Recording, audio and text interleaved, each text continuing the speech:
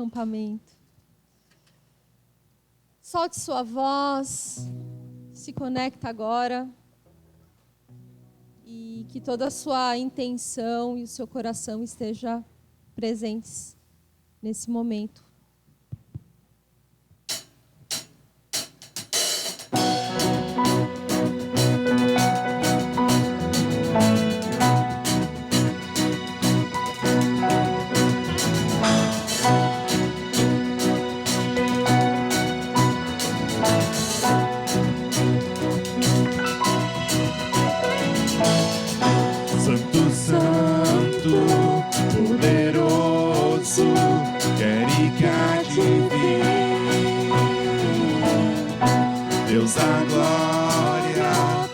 Tão digno, eu me prostro a ti. Santo, santo, poderoso, quer e que há de vir. Deus da glória, és tão digno, eu me prostro a ti. Santo é teu nome em todo lugar.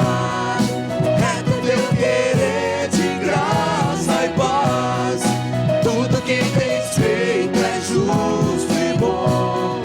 Santo, santo Deus tu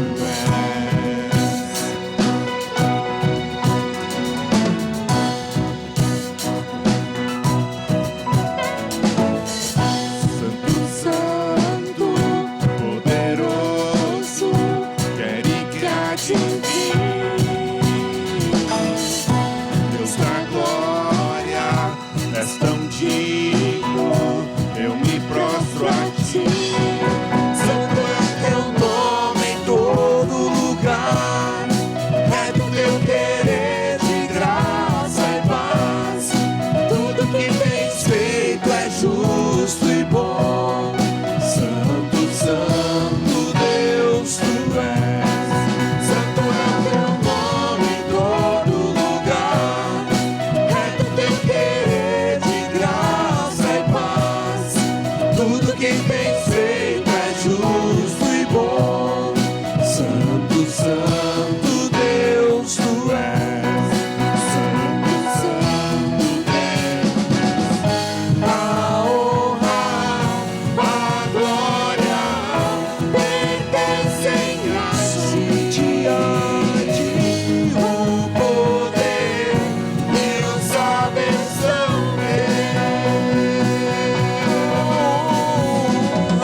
a honra, a glória pertencem a ti. O poder e a bênção Deus. Santo é o teu nome em todo lugar. É teu querer de graça e paz. Tudo que tens feito é justo e bom. Santo, santo Deus tu és. Santo é teu nome em todo lugar.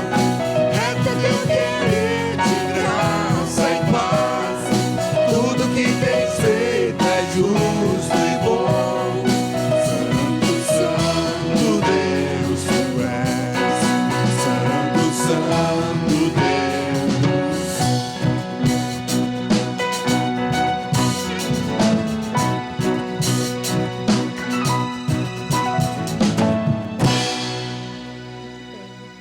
Segunda Tessalonicenses 3:13 diz assim: Quanto a vocês, irmãos, nunca se cansem de fazer o bem. E esse é o tema da música das crianças hoje. Ontem a gente teve uma reunião aí com os facilitadores e o versículo-chave foi 1 Coríntios 15:5-8, que tem a ver também com essa questão de não se cansar. Portanto, meus amados irmãos, mantenham-se firmes e que nada os abale. Sejam sempre dedicados à obra do Senhor, pois vocês sabem que no Senhor o trabalho de vocês não será inútil. Então, quero chamar as crianças para me ajudar nessa música. Quero convidar os adultos também a cantar com bastante ânimo. Lembrando que ela é baseada em 2 Tessalonicenses. Nunca se cansem de fazer o bem. Vamos lá? Crianças, essa é uma música nova, então a gente vai aprender os gestinhos e ensinar para os adultos, tá bem? Vamos lá.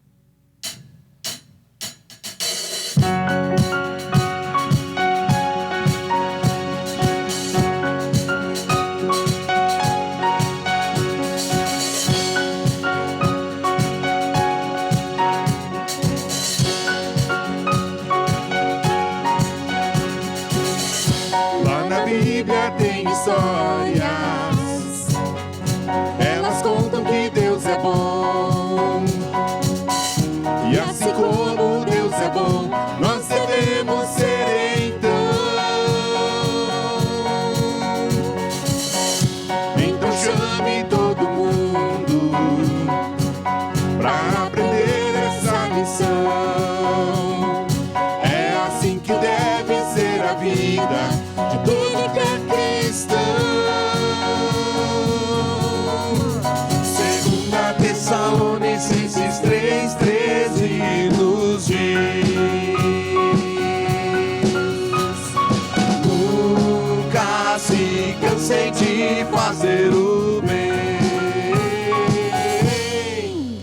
E se um dia alguém não for educado, ou se eu estiver muito cansado, e se por algum motivo eu estiver desanimado, nunca se cansem de fazer o bem.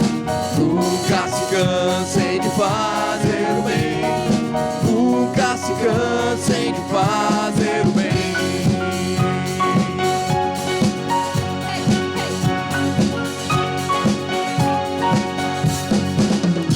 Lá na Bíblia tem histórias, histórias como as de Dorcas, que aprendeu a ser bondosa com todos à sua volta. Então chame todo mundo para aprender essa lição. É assim que deve ser a vida daquele que é cristão. 2 Tessalonicenses 3:13 nos diz: nunca se cansem de fazer o bem. E se um dia alguém não for educado, ou se estiver muito cansado, e se por algum motivo estiver desanimado, nunca se cansem de fazer o bem. Nunca se cansem de fazer o bem. Nunca se cansem de fazer o bem. E se um dia alguém não for educado, ou se eu estiver muito cansado, e se por algum motivo eu estiver desanimado, nunca se cansem de fazer o bem. Nunca se cansem de fazer o bem. Nunca se cansem de fazer o bem.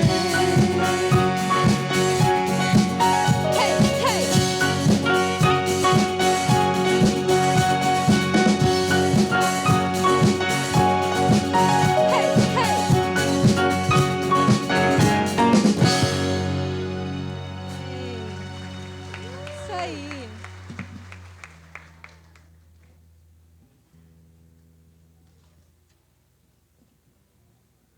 Essa próxima música fala que Deus é a nossa esperança. Esperança na vida e também na morte.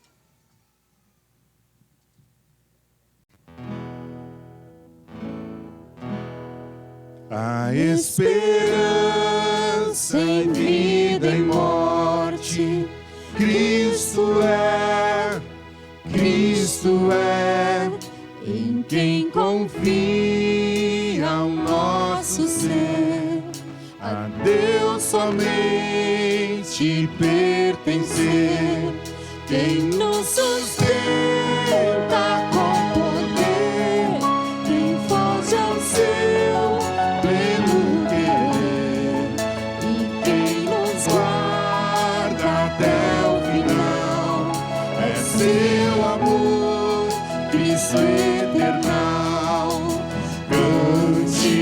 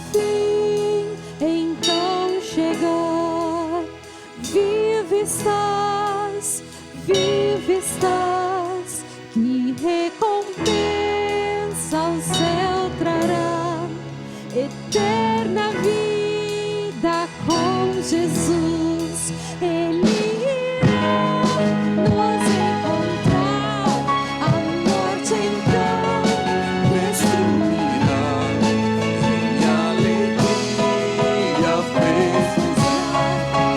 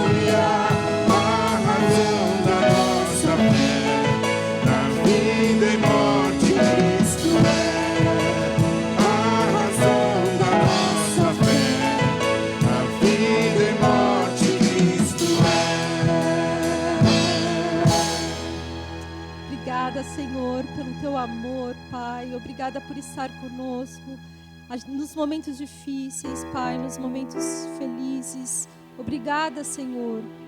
Que toda honra, toda glória seja dada a Ti.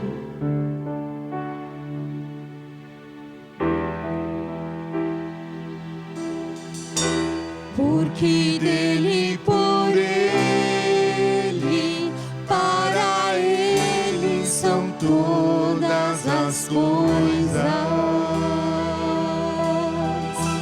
Porque dele, por ele, para ele são todas as coisas. Porque dele, por ele, para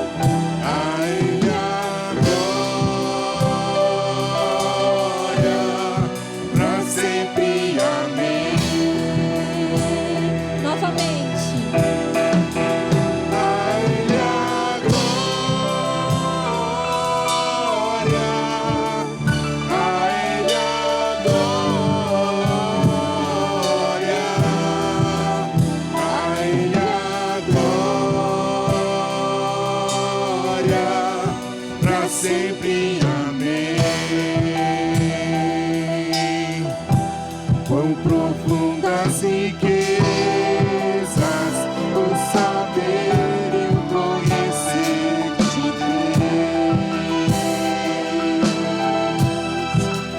quão insondáveis seus juízos e os seus caminhos, quão profundas riquezas o saber e o conhecer de Deus, quão insondáveis seus juízos e seus caminhos. A Ele a glória, a Ele a glória, a Ele a glória,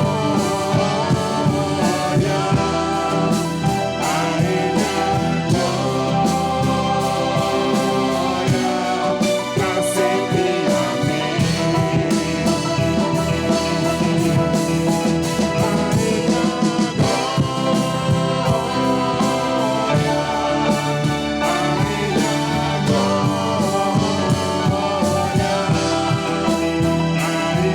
Amém. Pra sempre. Amém. A Ele a glória, A Ele a glória, a Ele a glória, para sempre. Amém. Deus e Pai, toda a honra e glória dada ao teu no santo nome, Pai, precioso nome, louvado e engrandecido seja o Senhor, Pai. Obrigado por esse momento, dessas músicas, Pai, que preparam o nosso coração para ouvir a Tua palavra, para lermos a Bíblia, estudarmos, meditarmos uma pequena porção dela nesse momento, Pai. Cuide do nosso coração, Pai, nos dá atenção, discernimento, Pai. Cuide das crianças também lá em cima, que terão o seu momento lá, Pai. Que da mesma forma elas também sejam impactadas pelo mover do Teu Espírito Santo entre nós, Pai. Fala, ó Pai, nesse momento a cada coração aqui presente, Deus. Em nome de Jesus que oramos. Amém.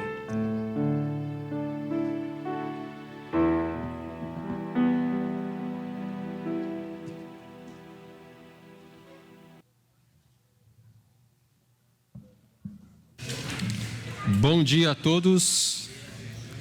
Eu vou pedir que você faça agora a gentileza aí de colocar o seu celular no modo avião.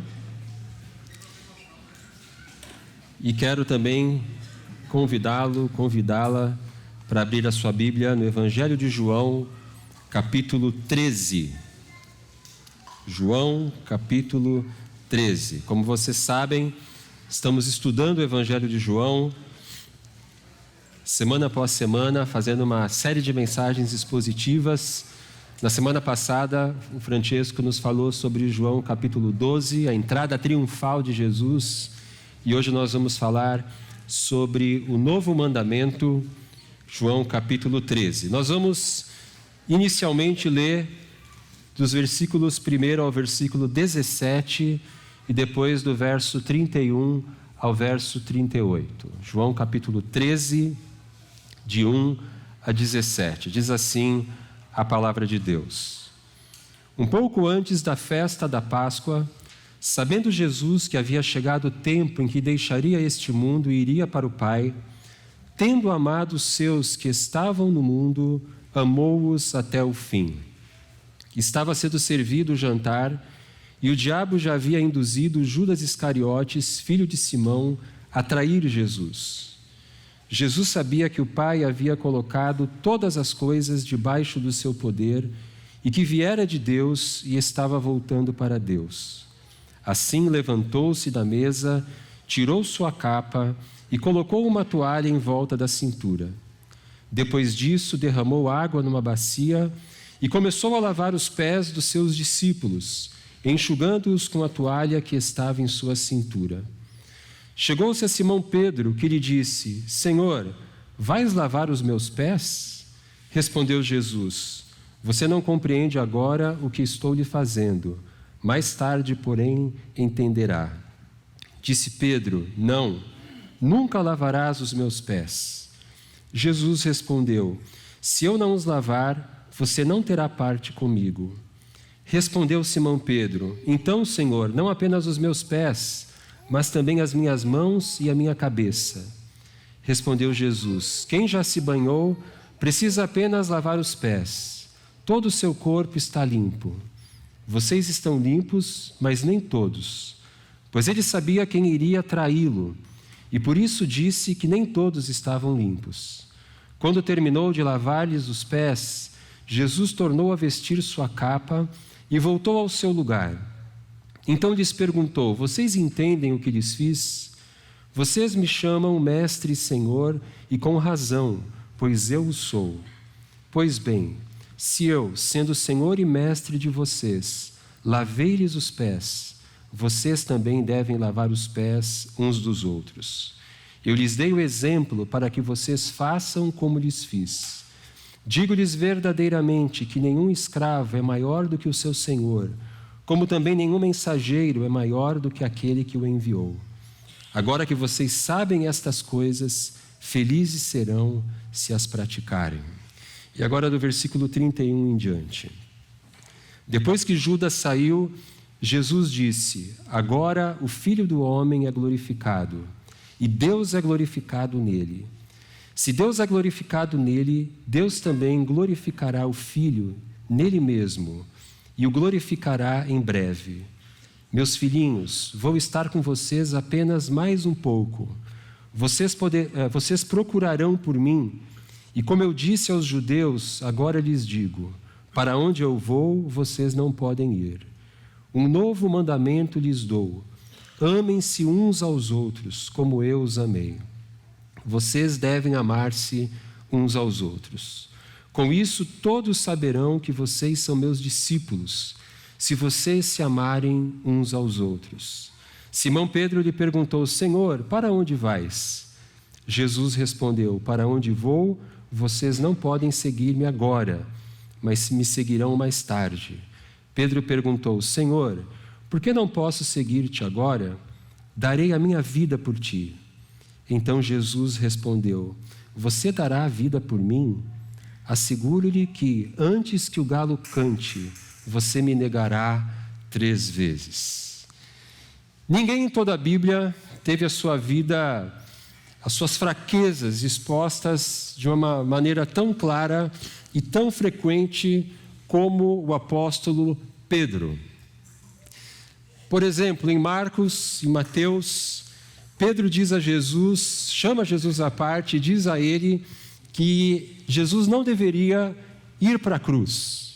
E Jesus então repreende Pedro dizendo: para trás de mim, Satanás. Um título não muito honroso.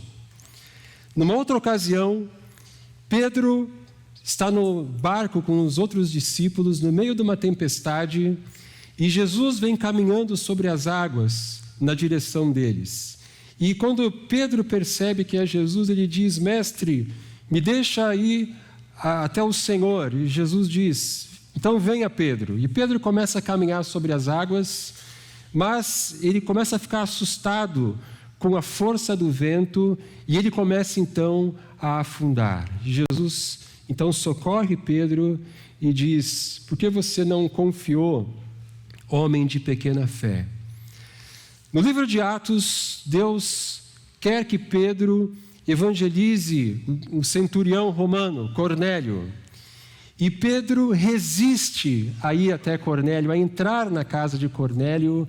Então ele precisa ter uma visão. Deus envia uma visão de um lençol que desce dos céus, com todo tipo de animais. Eu não vou entrar em detalhes agora, vocês lembram da história.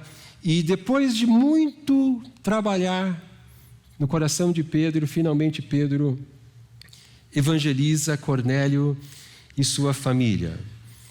Na carta aos Gálatas, nós ficamos sabendo que Paulo teve que repreender a Pedro publicamente em Antioquia, porque Pedro Quando estava com os cristãos judeus, se comportava de uma maneira, quando estava com os cristãos gentios, se comportava de outra maneira.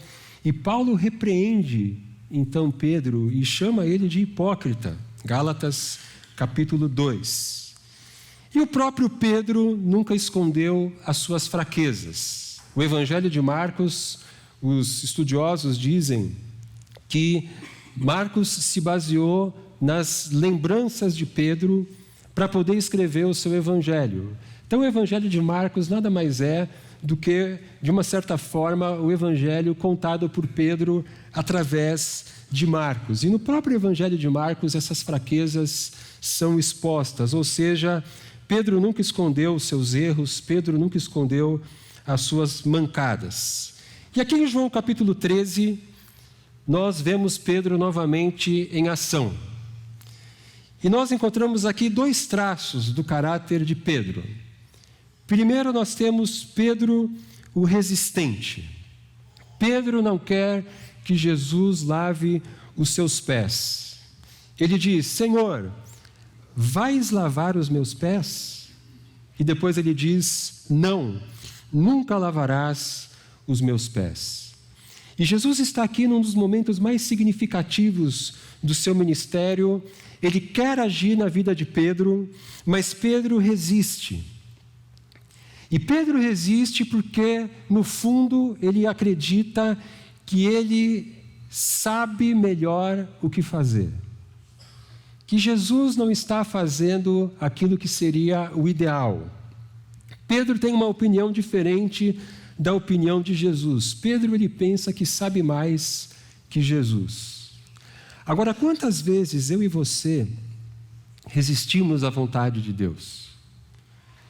Deus está fazendo algo na nossa vida, Deus quer fazer algo na nossa vida, mas nós não aceitamos o que Ele quer fazer, porque nós achamos que nós sabemos mais do que Deus, sabemos melhor do que Deus.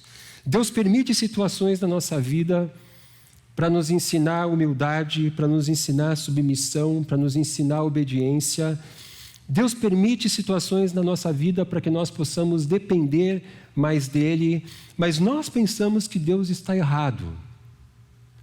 Nós achamos que, se fizermos as coisas do jeito de Deus, nós seremos menos felizes. E que nós seremos mais felizes se fizermos as coisas do nosso jeito. Então, muitas vezes nós agimos como Pedro. Nós dizemos: Senhor, nunca lavarás os meus pés. Segundo quadro, segunda cena desse capítulo é de Pedro, o incoerente. Porque Pedro promete fazer uma coisa e faz outra. No final do capítulo, ele promete que ele daria a sua vida por Cristo. E nós conhecemos a história, ele nega Jesus 3 vezes. Agora, quantas vezes nós prometemos a Deus que nós seremos obedientes? Nós prometemos que iremos fazer a vontade de Deus, que nós nos dedicaremos a Deus. E quando nós vamos para o nosso dia a dia, nós fazemos algo completamente diferente, nós não cumprimos as nossas promessas. E alguém já disse com muita razão que o momento que o crente mais mente é durante o período de louvor. Por exemplo, tem uma música que diz: te dou meu coração. Ela diz assim: te dou o meu coração, e nós cantamos isso. E tudo que há em mim, entrego o meu viver por amor a ti, meu Rei. Meus sonhos rendo a ti e meus direitos dou. O orgulho vou trocar pela vida do Senhor. E eu entrego tudo a ti, tudo a ti. E nós cantamos essas coisas. Eu te entrego o meu viver, eu te entrego o meu coração, eu te entrego o meu orgulho, eu entrego tudo a ti. E aí nós saímos da celebração, começamos a nossa segunda-feira fazendo as coisas do nosso jeito e não do jeito como Deus quer. Então nós somos incoerentes como Pedro. Nós também dizemos uma coisa e fazemos outra coisa. E a igreja, ela é feita de pessoas resistentes e incoerentes como Pedro, como eu e você. E uma grande tentação nossa é a de olharmos para a igreja e dizermos: eu não quero mais saber da igreja. Eu não quero mais saber dessa gente incoerente, dessa gente muitas vezes hipócrita. E aí alguns desistem da igreja. Outros apenas frequentam a igreja como se a igreja fosse um programa, uma das opções que nós temos no domingo. Então, hoje eu acordei bem disposto, está um dia bonito, está um dia de sol, eu vou para o Parque dos Macaquinhos, ou de repente eu estou a fim de comer um X, alguma coisa diferente na praça de alimentação, hoje eu estou com essa disposição, com essa vontade, eu vou até um dos shoppings. Ou então, de repente, hoje eu acordei com uma vontade de ir na igreja, acordei com uma vontade de ouvir uma palavra, de cantar um louvor. Quer saber de uma coisa? Hoje eu vou para a celebração. Muitos de nós apenas frequentam a igreja sem nenhum compromisso, como se ela fosse uma opção a mais de domingo. E outros permanecem na igreja, são membros comprometidos, mas sentem que eles toleram a igreja, como se a igreja fosse um fardo, como se a igreja fosse um mal necessário. Eu sou comprometido com a igreja, sou membro da igreja e eu participo porque ela é um mal necessário. Mas Jesus nos desafia aqui a amar a igreja. Olha, vamos ler novamente os versículos 34 e 35. Um novo mandamento lhes dou: amem-se uns aos outros, como eu os amei, vocês devem amar-se uns aos outros. Com isso, todos saberão que vocês são meus discípulos, se vocês se amarem uns aos outros. Então, Jesus afirma aqui 3 coisas sobre esse novo mandamento, que ele chama aqui de novo mandamento. Por que é um novo mandamento? Primeiro, Jesus diz que nós devemos amar uns aos outros. E essa é uma das novidades no mandamento de Jesus, que esse amor deve ser um amor mútuo. No Antigo Testamento existe o mandamento de amar a Deus, existe o mandamento de amar o próximo, e Jesus acrescenta aqui que nós devemos amar uns aos outros, ou seja, cada membro dessa comunidade chamada igreja é desafiado a amar, não apenas alguns, mas todos. E é por isso que a celebração e a célula são as 2 reuniões mais importantes da igreja. São as 2 reuniões com as quais nós precisamos estar comprometidos. Porque é na celebração que nós nos reunimos como comunidade, em que os vários grupos pequenos, as várias células se reúnem para juntos, em unidade, nós adorarmos a Deus e ouvirmos a palavra de Deus. E é no grupo célula que nós podemos colocar em prática esse uns aos outros. Que nós podemos fazer aquilo que o Novo Testamento chama, praticar aquilo que o Novo Testamento chama dos mandamentos recíprocos. Existem mais de 60 mandamentos recíprocos no Novo Testamento. Orem uns pelos outros, sirvam uns aos outros, edifiquem uns aos outros. E o lugar certo para nós fazermos isso, não é o único lugar, mas o lugar certo para nós fazermos isso é no nosso grupo célula, onde nós estamos num grupo menor e nós podemos então colocar em prática esse amar uns aos outros. Agora, o amor, ele é um mandamento. Jesus nos ordena: amem-se uns aos outros. Eu preciso amar você e você precisa me amar. E tem um detalhe bem importante, senão a gente não consegue entender o que Jesus está nos ensinando aqui. O amor não é um sentimento. O amor é ação. O amor é atitude. Porque se nós formos esperar sentir amor uns pelos outros, nós nunca amaremos uns aos outros.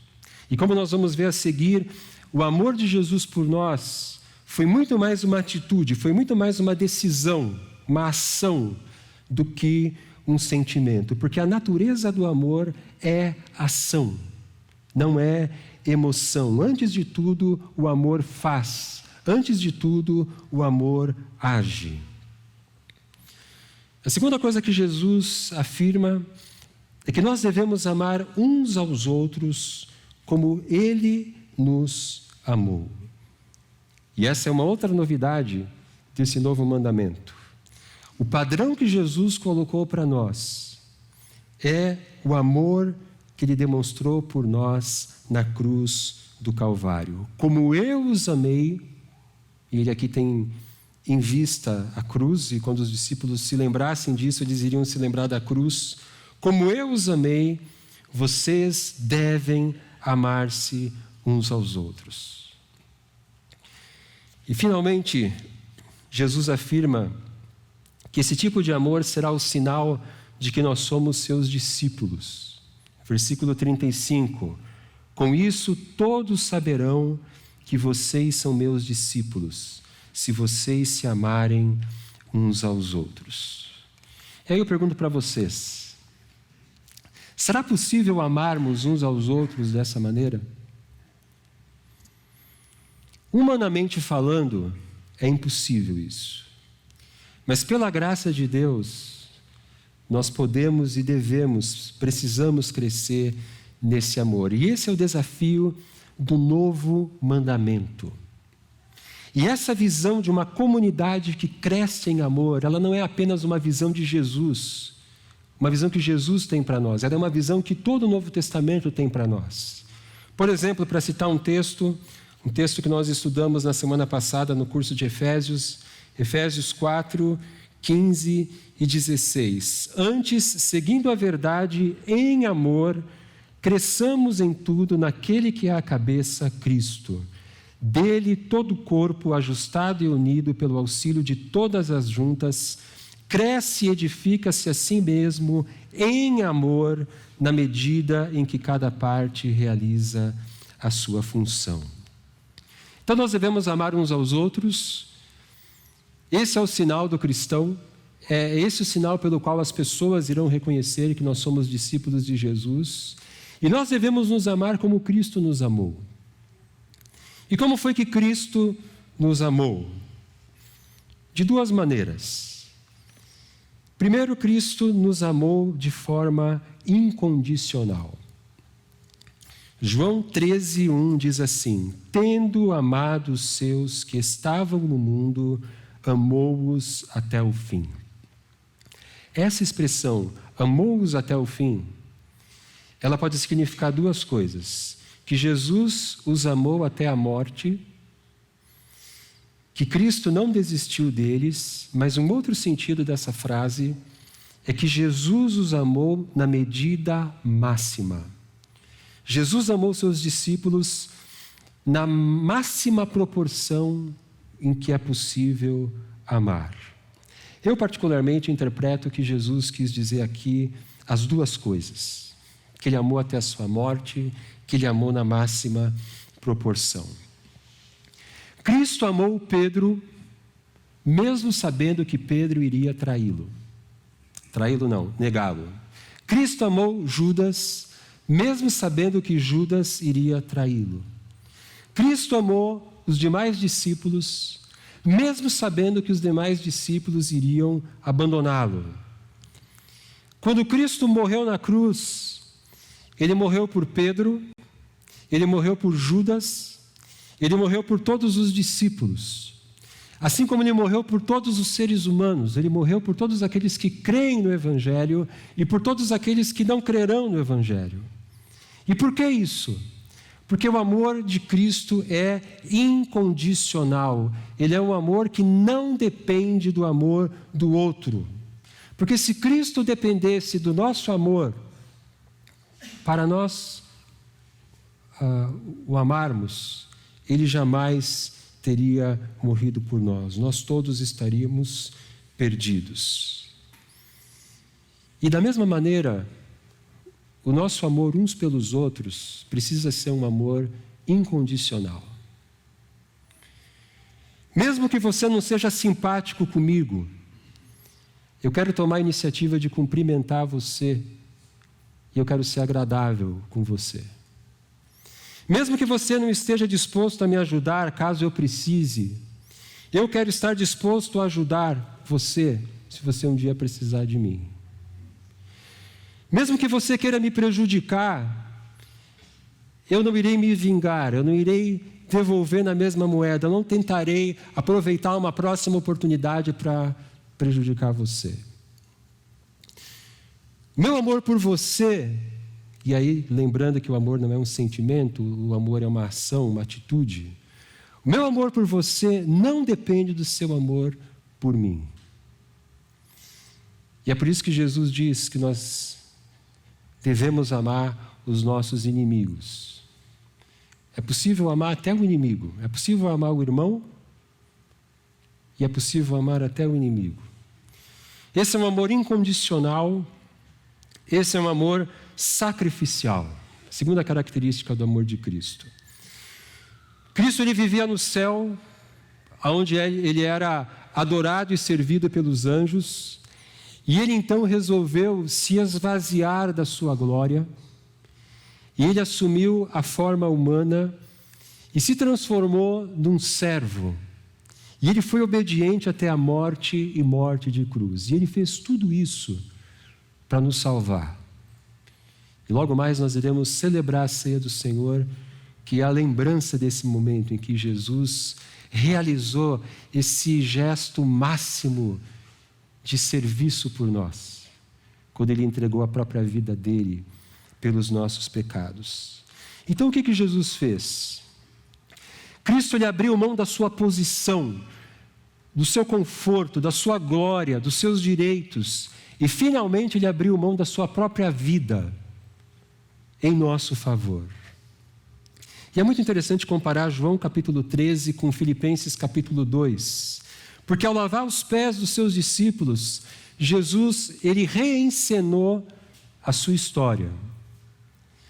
Assim como ele se levantou da mesa, tirou a sua capa e colocou uma toalha em volta da cintura, ele se esvaziou da sua glória no céu e se vestiu de um corpo humano. Assim como ele lavou os pés dos discípulos, e lavar os pés dos discípulos era o serviço mais simples do escravo mais simples da casa. Assim como ele fez isso, ele viveu entre nós, ele serviu a todos, e finalmente ele se entregou por nós na cruz.